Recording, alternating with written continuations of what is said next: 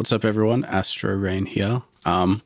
This is going to be a breakdown of my new track Centrifuge, which just released on Dubweb's promotions as part of a compilation album with heaps of other sick dubstep, rhythm, etc. Producers. So yeah, first thing, like as usual with my tracks, I've got it all laid out like sections, intro, build, drop, etc. Any key information or notes I just put here. Like usually I'll just put like DM for D minor or whatever.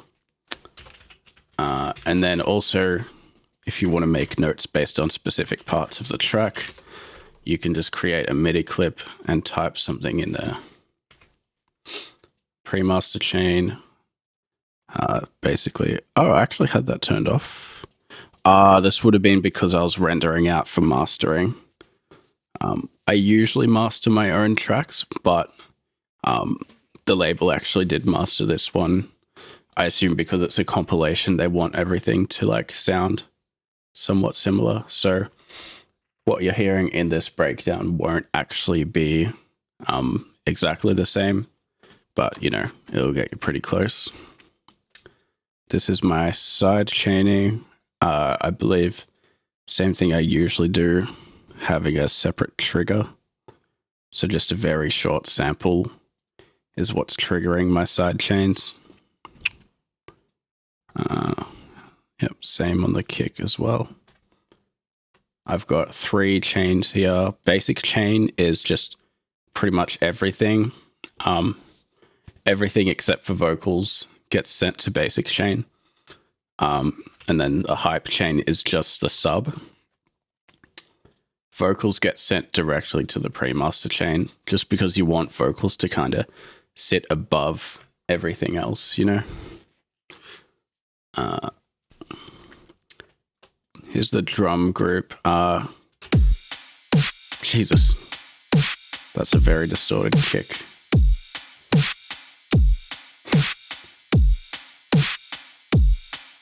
Let me just make sure it's not bleeding too much. Cool. All right, so yeah, let's take a look at that kick because it's very curious.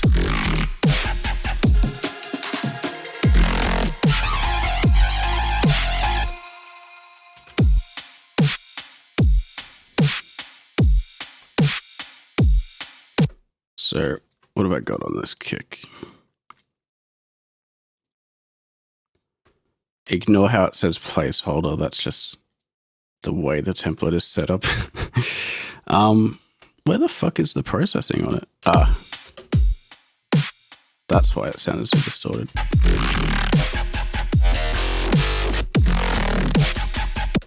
I should probably go see how it sounds in the final version. Hey.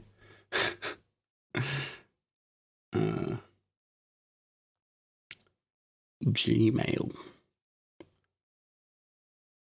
So yeah, let me just find this email and we'll see how it sounds in the final version.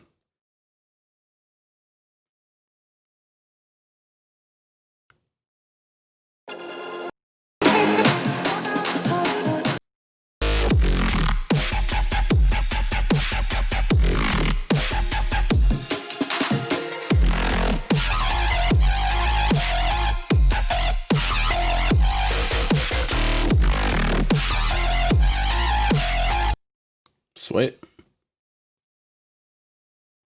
Yeah, it doesn't sound like it's obviously still quite distorted, but I feel like you can get away with saying that's artistic.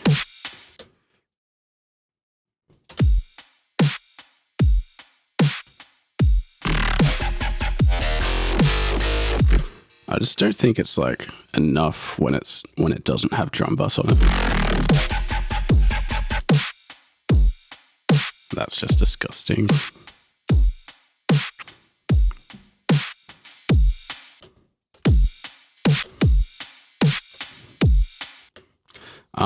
I guess I probably just could have EQ'd it so that the frequencies going into the drum bus weren't so bad.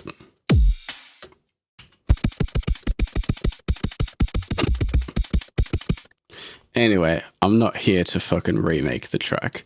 That's what I did, and so that's how it is.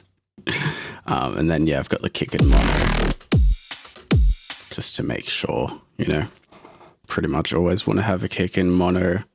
Sometimes there's kicks that have things layered over the top, but I would prefer to layer things over the top as separate elements rather than with the kick sample. Snare. I quite like this snare. Oh wow, that's a really old sample. I think perhaps the highs are just a bit too scratchy. But yeah, still like it. Just a reverbed clap for the build up as well.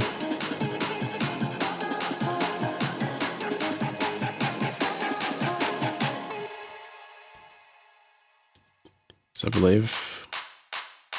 Wait, where's the reverb? I thought I had a reverb on there. But yeah, I'll just play it from the start again. That pretty much explains it. Like the drums, they're pretty simple. Just samples and a bit of distortion and shit. So yeah, I'll play it from the start and just explain new elements as they come in. So yeah, right at the start we got like this pad kind of stuff and then a plucky thing and vocals. So it's like a Reese pad kind of thing just to fill out the low end. I think I didn't have that originally. And it's just like lacking movement, I guess. Lacking low end, and it doesn't really have a sense of progression, or I guess tension would be the right word. It doesn't really have any tension.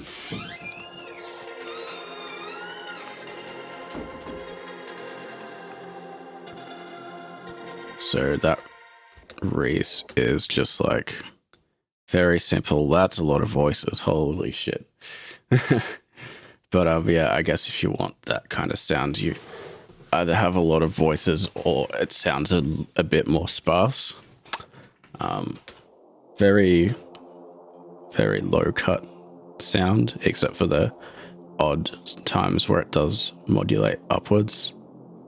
Am I randomizing that somewhere?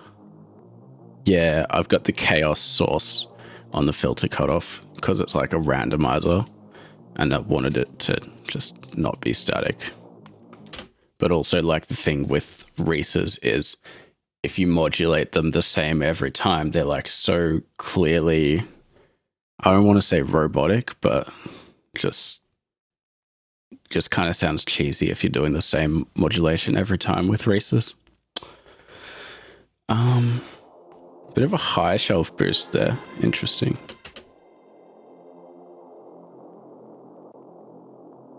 Guess that does somehow just add a bit of thickness. And then the compressor really gives it that like gravelly tone, I want to say. I feel like a fucking wine tester. Like, yes, I really like the gravelly tone on this Reese bass. It's quite nice. But yeah, fucking hell, like that's the best descriptor I could come up with for it, hey? And then this is like the opposite of a filter that you would normally see on the on a Reese. But because it's like an intro thing and it's not like a really bass heavy part of the track, I just felt that it fit the intro to have the lows cut out like this and then slowly bring them in, but not bring them in all the way.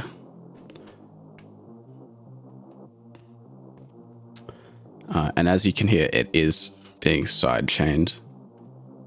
Like literally everything is being sidechained except for the vocals. Even the FX group as well. So let's move on to the pluck. As you can see here, the pluck is called Podcast Serum Super Saw. So I actually had a podcast for as one of my uni projects. Like every student who did the Bachelor of Audio at SAE Melbourne, we all had to do a podcast. And the podcast I did with a couple of other guys, shout out to Arvind and Jay, what we did was called Battle of the Plugins. Now, you can actually find the first episode on my YouTube channel. The following episodes were not great, in my opinion, but I really liked the first one because it was like when Phase Plant first came out, and we did Phase Plant versus Serum. So yeah, that was one hell of an episode. But yeah, so this preset is just an example preset that I made of like Serum's kind of capabilities, just like a basic sound. And then I tried to recreate this sound in Phase Plant. Obviously, they don't sound exactly the same, especially since I wasn't too familiar with Phase Plant at the time. But yeah, it was a really interesting project, and hey, it got me some cool sounds that I ended up using in the future. So isn't that pretty sweet? So what I'm doing here is just, yeah, so I've got a wavetable that was already, it looks like it starts out as a saw and then it changes into some detuned mayhem, as it's called. And then so I'm just automating the position on the wavetable, filter. Wow, that's definitely a filter, all right. And then hyperdimension. It's not doing a terrible amount, but I just like the little bit of stereo width it adds. Compressor just brings those nice frequencies out as OTT style compression usually does. Delay, reverb, standard, plucky stuff, and an EQ doing a very, very slight high shelf cut. And then I've got more delay and reverb on the actual track. So I just wanted this sound to be fucking pinging all over the place. Hey. So this is that like vocal pad kind of thing. Is that actually synth wrong bar? What? Let me. Whoa.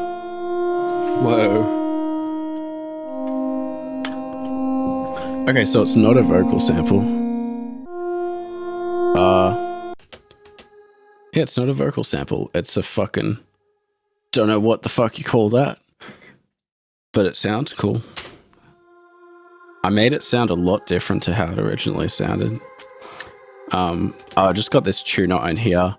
I guess it was slightly out of tune, so I was just making sure it was at the right amount of cents. You know, 0 cents is obviously the perfect amount of cents. And then delay and reverb, probably the same settings. I think the settings are all the same except for the dry wet knobs. So yeah, that's a pretty simple sound. Just like, I think that's a default sound that comes with Ableton or something. And strings now. I'm not sure which plugin I used for this, because as you can see, I had to freeze and flatten the strings. But alright, so what I did with this EQ here, though, shout out to anyone who mixes rock bands or metal or whatever, because there's this trick where you EQ the guitar slightly differently on the left and right channels, and it just creates a really nice separation, but they're still similar enough to not sound like completely different guitars. So if you want a little bit of stereo width, like just a little bit, it's not going to do a lot, but it does help. So just, you know, put your EQ into left-right mode and just do something like this. Makes a little difference. And yeah, so let's play that out and then move on to the next part of the track.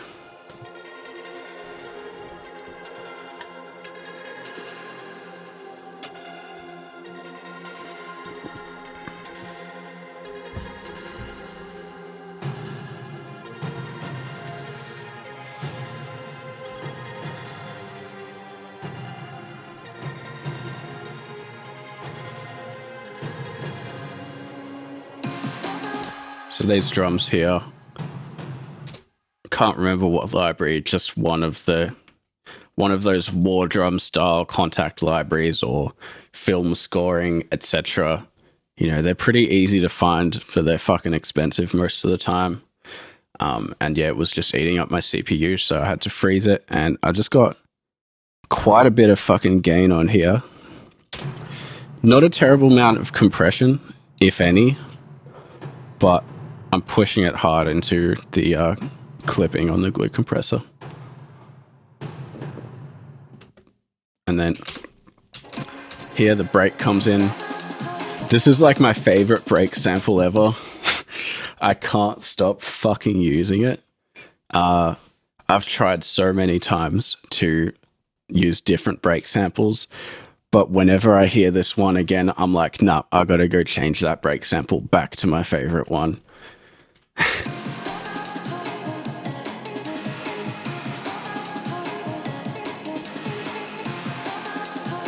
And so the other thing, well, there's a lot of changes here.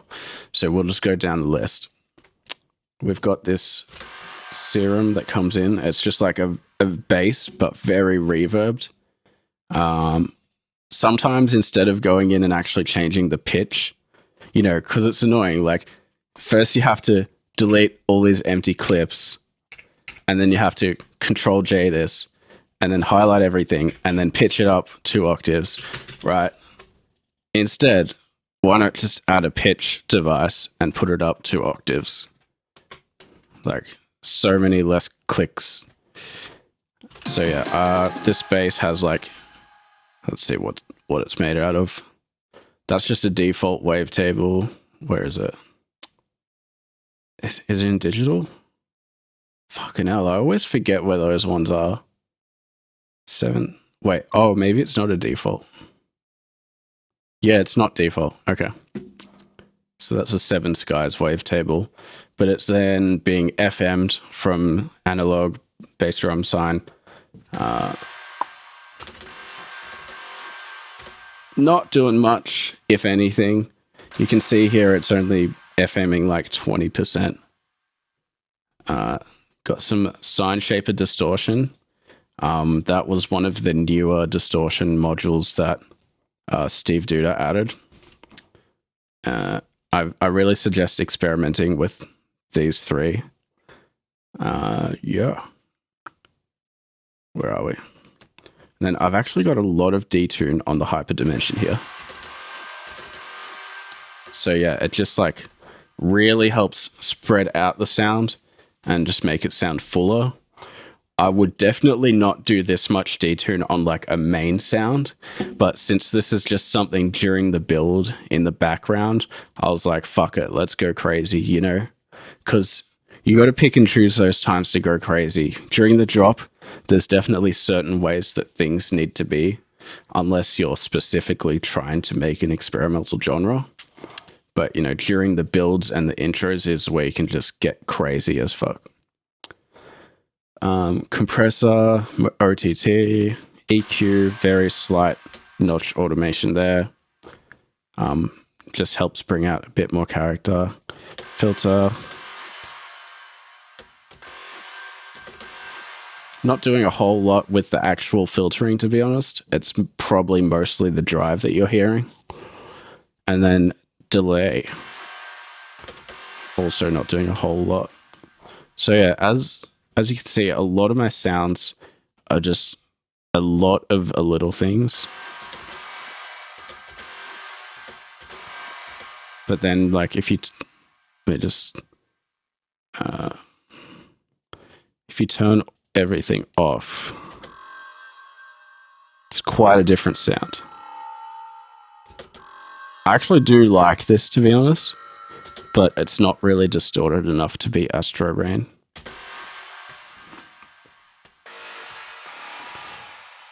And then let's move down to the next thing in this section.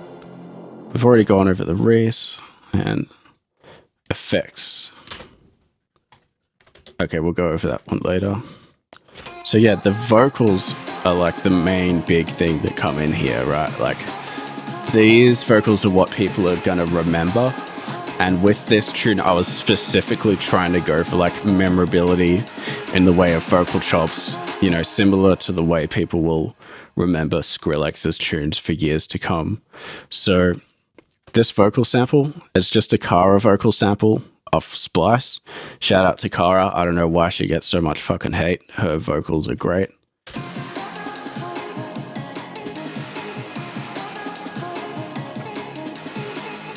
And so what I did was fucking hello? Wait, is that it?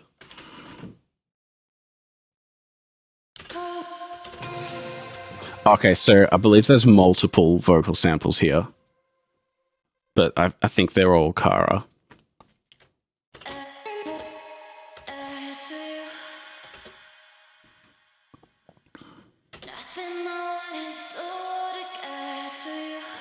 See, obviously that sounds nothing like what's actually in the song. If you're going to use samples, like vocal samples off Splice, then I definitely recommend like chopping them up, because when I hear a vocal sample, like a Splice vocal sample in a song, and it's just like the whole verse or something, it's very obvious to me. I guess the average listener probably doesn't know unless they've heard it in another song before. But, you know, as a producer scrolling through all those vocal samples on Splice, you hear them all, or at least the popular ones, and then you instantly recognize it when other people use them in their tracks as well. So yeah, it's good to chop the shit up like this.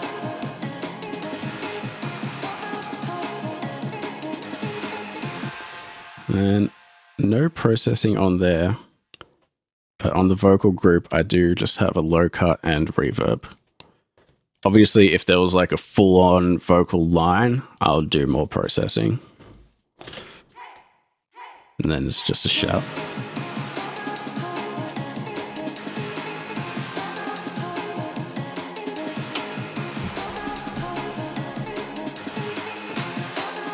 Clap comes in, already explained that. So, something else that I was noticing that came in was the riser. This is I don't know how Knife Party like it really sounds, but I named it a long time ago. However, I do keep going back to this riser.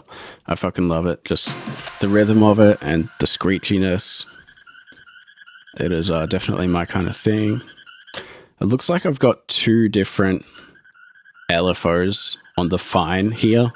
I don't know why. Don't ask. And then just a fuckload of detune with hyper. Just because, as I said earlier, the build is the time to be fucky. Delay, compression, reverb, and EQ just rolling off those toxic highs. And here we just have the filter sweeping up and then back down again as... So a lot of the time you'll have the filter sweeping up all the way until like right here, just before the drop hits. But what I decided to do with this one was sweep up until here, and then I swept it back down because I had this other bass start to come in.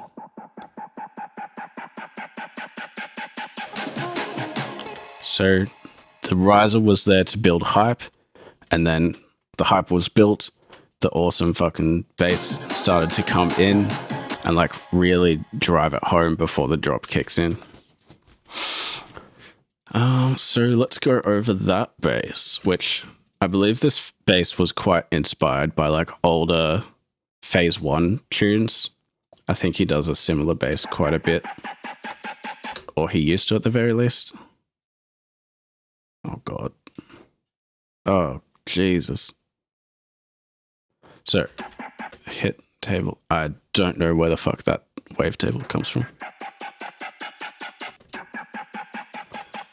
But I've got something modulating the fine on both oscillators, FM from B, modulating the amp, cutoff.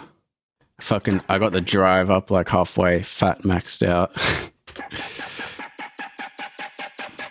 I just love pushing shit to its limits. That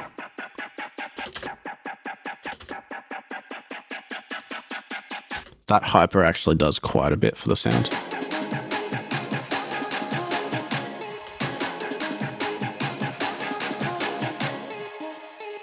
It's perhaps a bit much, but it's better than not having it, I reckon.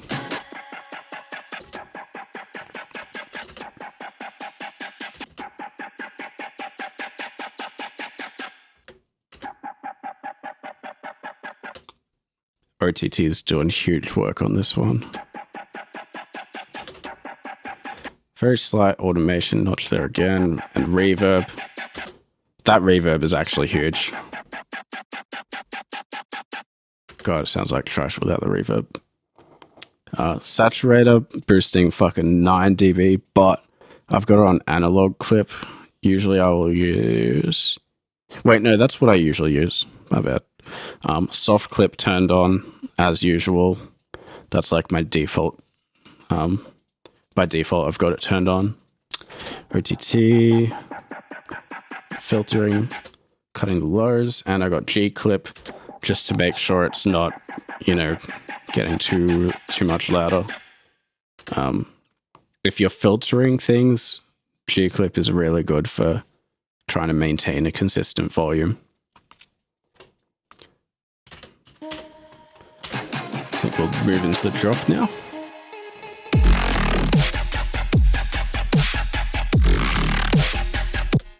Where's the sub?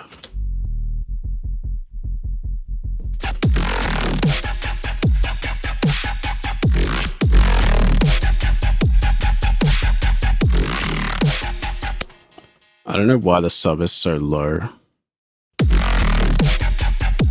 Maybe it's like... Maybe it's because of this.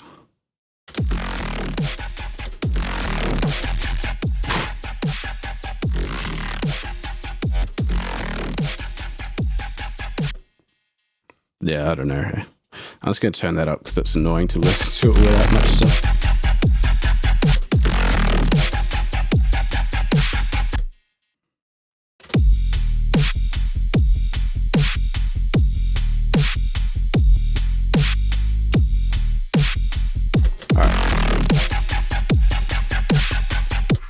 So let's move into this growl, the downbeat growl. I think this is a preset that I keep coming back to. Never mind, it's a different one. Yeah, so just a couple of saws with FM from B again.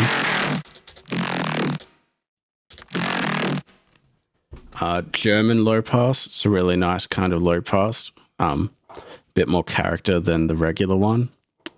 LFO is going out to usual suspects.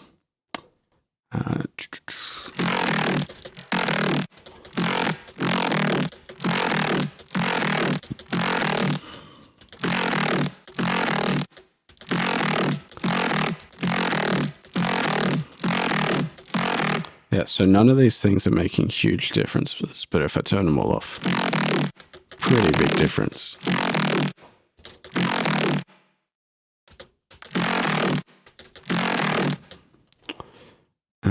Erosion. Oh, that really makes it sound. Holy shit.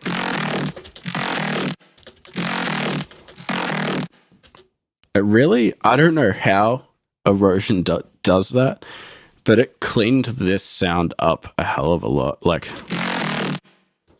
it sounds like a kind of mess before I put erosion on it. Maybe I should, hold on.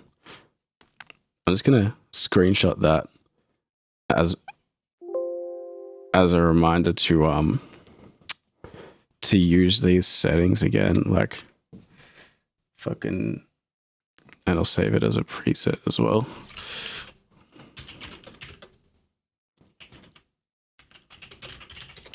Like, I don't know how well it'll work on other sounds, but on the off chance, it might make my fucking production game level up.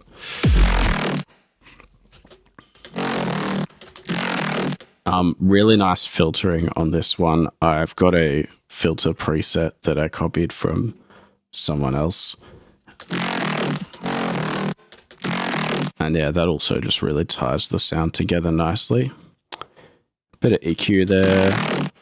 Oh, I'm automating that notch as well. Huh. Automating the curve in a saturator. That's a really interesting one that I haven't done in a while. Honestly, I need to get back to that as well.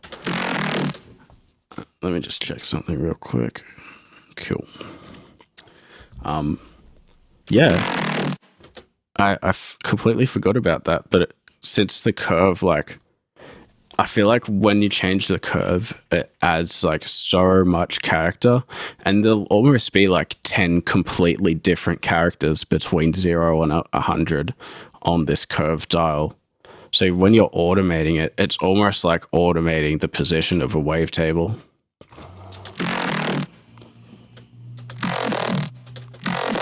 Whew, that sounds pretty sick as well though, without it.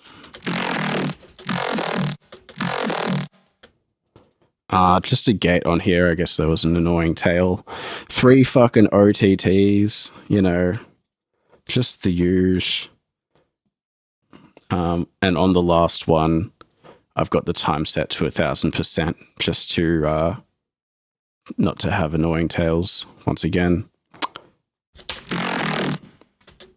And then, as you can see, I must have gotten very frustrated with annoying tails and just decided to fucking automate the volume because I guess the gate wasn't getting rid of the tails enough.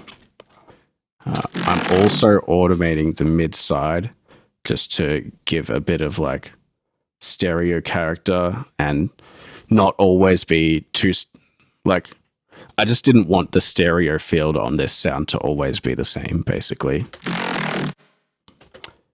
Some multi-band compression, I guess just keeping everything in check. And also kind of serving a similar role to OTT. Just boosting the highs. Transient shaping enhance.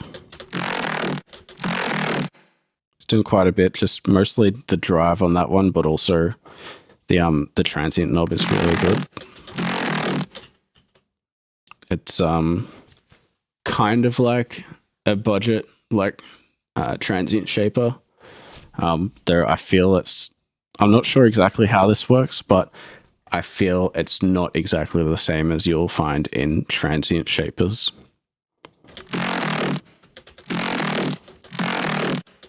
Just to EQ to tame some stuff. More saturation. Thickening it up a bit.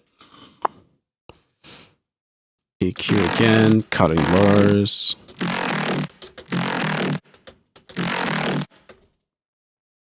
And finally, reverb. Let's see how it sounds without all this processing. Holy shit.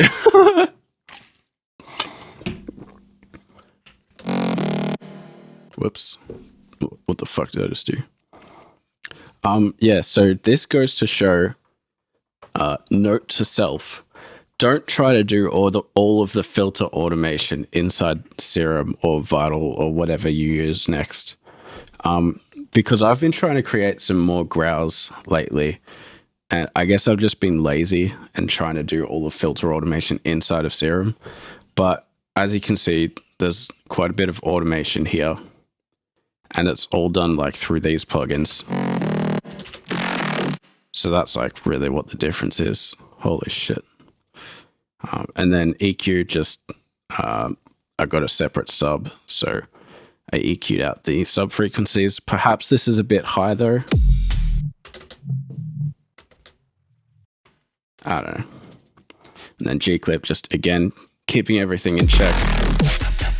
And just fucking destroying it. Basically. I've already gone over that sound in the build-up. Piano, this is very simple. It's literally just the grand piano from Ableton. This dynamic thing, it's a velocity device preset.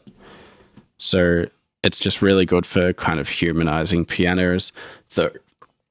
Though these days I'm using the Labs piano from Spitfire Audio, which is already sounds very fucking human. So I probably don't really need to use this too much anymore. And considering Labs by Spitfire is free, you probably don't need to be using it either, at least not on pianos. Yeah. And then delay, OTT. I wouldn't usually OTT a piano, but because of the context of this track, I felt like it was necessary just so that it could actually like fit in the mix. See, it sounds very like dull without OTT. And then just EQ, just had too much lows.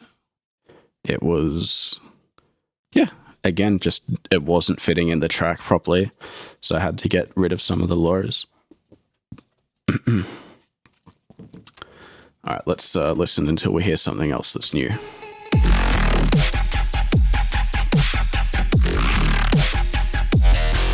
Ah, there we go.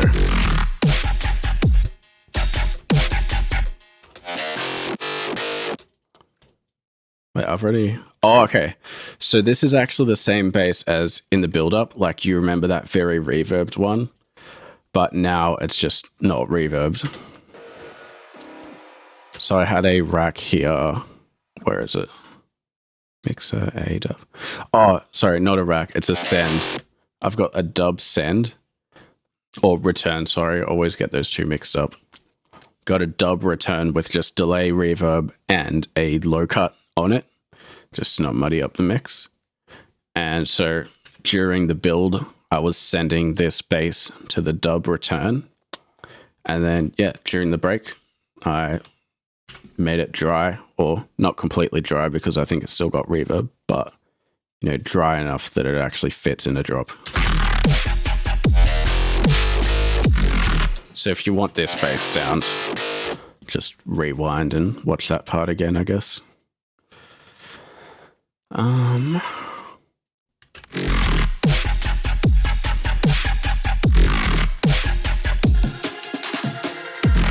That pluck is the same one from the intro. And then, so I don't know if you'll agree that this is like Dr. P-like, but when I first made it, I thought it kind of sounded like Dr. P. So it's actually two layers here. Very phasey, washed out top layer. And then just a bottom layer, but it's kind of got that pitch modulation.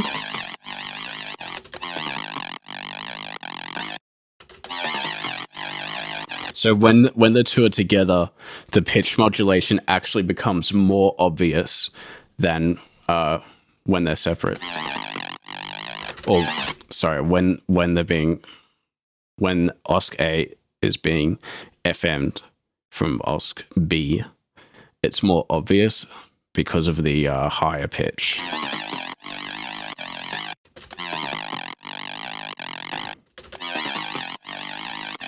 Like with OSC B turned on, it kind of sounds like a siren. And then with it off, it's just like some throaty thing. So yeah, just a higher shelf boost on that one. And with this one, it's interesting how I intentionally made like a very phasey sound, but then I made it like more mid. Like I reduced the stereo-ness of it. I feel like if I was to do that again, I would just make a more potent mono-compatible sound in the first place. But hey, I guess I just liked the sound, but I thought it had too much stereo. And then I went and made it more I don't understand what the fuck I did here.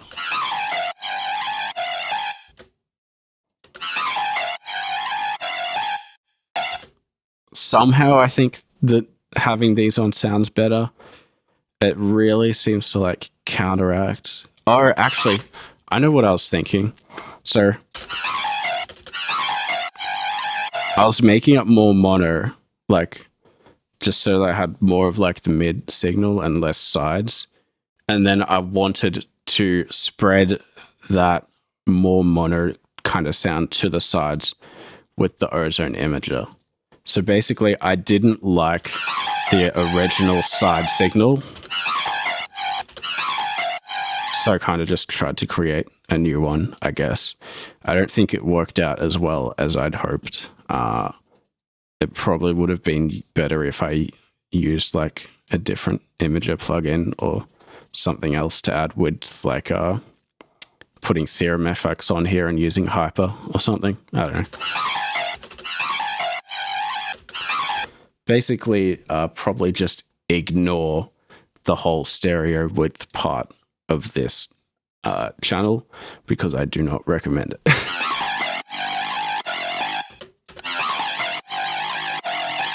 And then this is just a reverb throw, as you can hear here. Very slight, but it just helps lead into the other. Oh,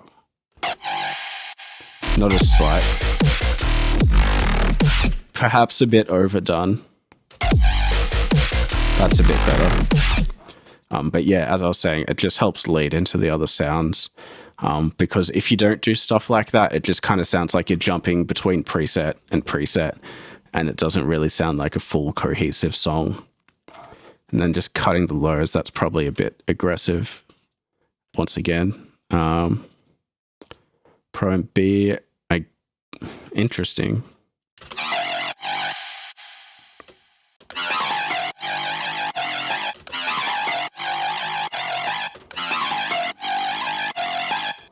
Yeah, I can't really explain that one. G-clip once again, just belting it.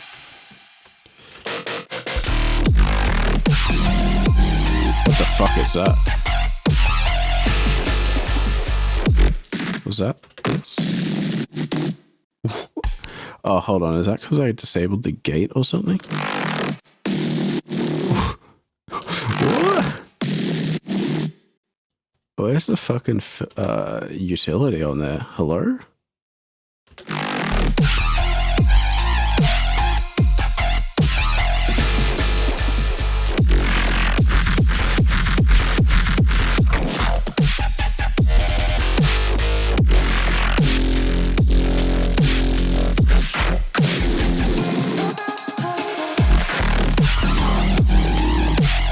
I don't know why that's happening. I must have accidentally changed something.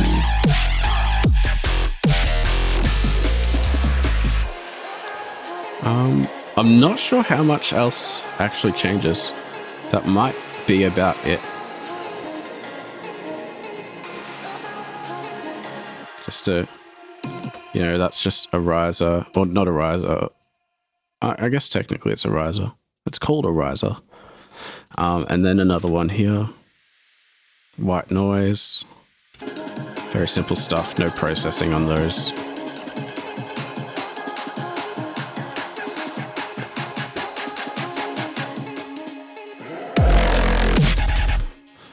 So I guess this is probably the last big main thing is I have a pre-drop rack. I don't really use this specific rack much these days, but it's still got the good essentials of reducing the volume and reducing the stereo field.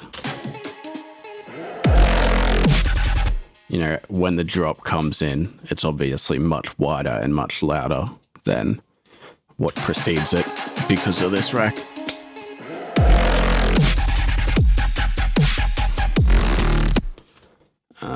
Where's that sample? Oh, I don't like that. If I was to do this again, I would probably do some different routing with this vocal sample. Perhaps put this pre-drop hype on the pre-master because I don't like the way the stereo field changes in the middle of this vocal sample.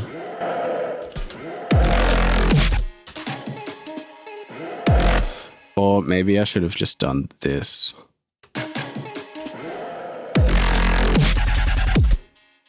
Yeah, that probably would have been better.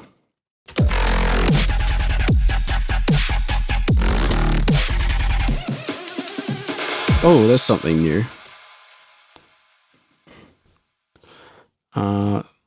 So 2 saws with sync, a lot of pitch automation, and as you can see here, there is actually a envelope that has a pretty slow attack, which gives it kind of that glidey feel when I play the notes. And I believe that's no, so that's doing the volume, obviously, and then this is doing a similar thing with the pitch, and then the pitch is also being automated by this LFO, and yep. The cutoff is being automated quite a bit here. That gives it some wobbliness, though it's already quite wobbly.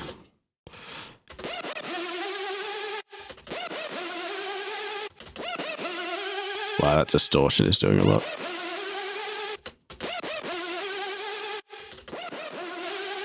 Perhaps a bit too much reverb, but whatever. And then it's just a low cut again.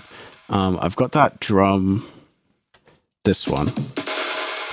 So I just did that by, as I mentioned earlier, I've got this dub return. So I just take this break sample and I automate up the send into the dub return, and yeah, I love that.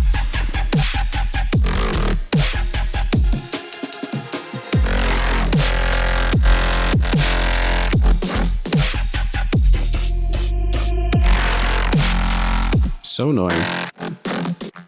That's not how it sounds. If you don't know how the original track sounds, please go listen to it, because it doesn't sound like that. How did I do that part? It's kind of weird. Oh, it's just from playing lower notes. Yeah, I just kind of liked the breathiness of that sound.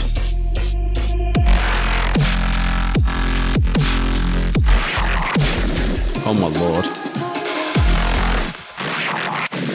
Go home, Growl, you're drunk.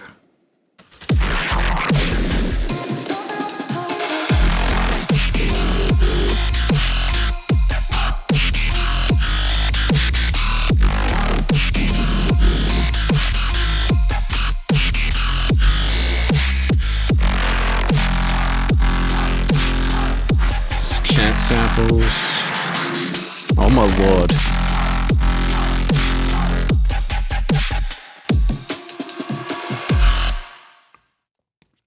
Sweet.